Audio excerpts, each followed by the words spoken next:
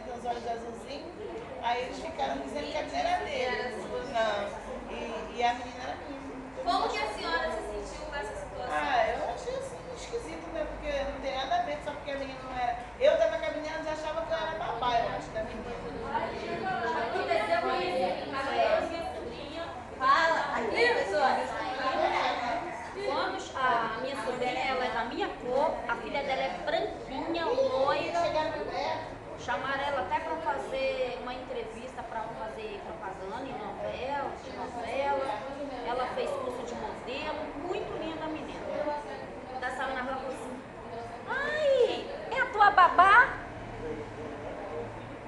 Ela falou: não sou babá dela, não sou a mãe dela. Ela é estourada. Aí fez uma nossa mulher, ficou sem graça. Ai, desculpa, porque achou que ela era a babá da garota. E aí foi.